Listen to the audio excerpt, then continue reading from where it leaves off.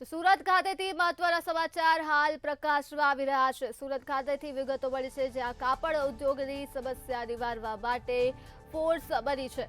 આ સાથે જ ટેક્સટાઇલ ટાસ્ક ફોર્સ બનાવવામાં આવી છે। સમસ્યાના નિવારણ કરવા માટે સુરત ખાતે જ્યાં ચેમ્બરમાં ટેક્સટાઇલ ટાસ્ક ફોર્સની રચના કરવામાં આવી છે। આ સાથે જ માઇક્રો મોનિટરિંગ કરીને ત્વરિત રિસ્પોન્સ આપવામાં આવશે। સમસ્યાના નિવારણ માટે આ કામ કરવામાં આવ્યું છે, જ્યાં ટેક્સટાઇલ મંત્રાલયના પૂર્વ ટેક્સટાઇલ કમિશનરની નિમણૂક કરવામાં આવી છે। તો પૂર્વ કમિશનર SP વર્માની નિમણૂક કરવામાં આવી છે। આ સમગ્ર માહિતી સુરત ખાતેથી મળી છે, જ્યાં ટાસ્ક ફોર્સના ચેરમેન તરીકે આશિષ ગુજરાતીની નિમણૂક કરવામાં આવી છે। ચેમ્બરમાં ટેક્સટાઇલ ટાસ્ક ફોર્સની રચના કરવામાં આવી છે।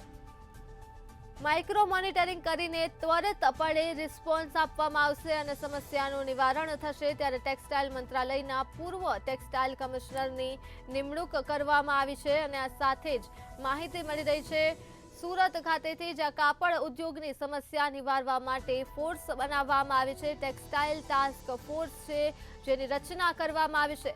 ત્યારે ચેમ્બરમાં ટેક્સટાઇલ ટાસ્ક ફોર્સની રચના કરવામાં આવી છે અને માઇક્રો મોનિટરિંગ કરીને ત્વરિત રિસ્પોન્સ આપવામાં આવશે આ સમસ્યાનું નિવારણ કરવા માટે।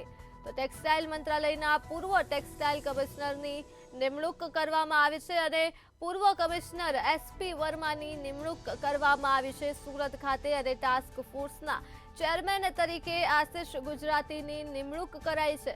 તો માહિતી સુરતથી મળી છે, જ્યાં કાપડ ઉદ્યોગની સમસ્યા નિવારવા માટે ટેક્સટાઇલ ટાસ્ક ફોર્સની રચના કરવામાં આવી છે। ટેક્સટાઇલ ટાસ્ક ફોર્સ બનાવવામાં આવી છે।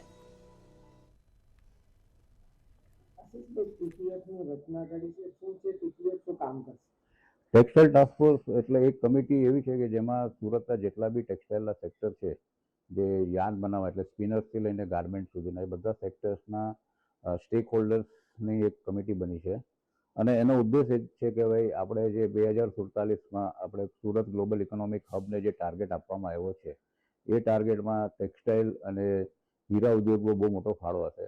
એટલે આપણે 2047માં જે ટેક્સટાઇલનું આજે ટર્નઓવર આપણું 1 લાખ કરોડ છે, એને 10 ગણું એટલે કે 10 લાખ કરોડ કઈ રીતે થઈ શકે એ અત્યારથી જ મહેનત કરીશું તો એ ટાર્ગેટ આપણે પૂરો પાડીશું।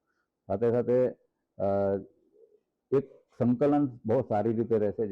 જેમ કે હવે અમે વીવરો છે તો અમારે કયા નવા પ્રકારના યાર્ન જે જોઈએ છે, જરૂરિયાત છે, તો એ અમે આ ટાસ્ક ફોર્સના જરીએ સ્પિનર સાથે સંકલન કરી શકીશું।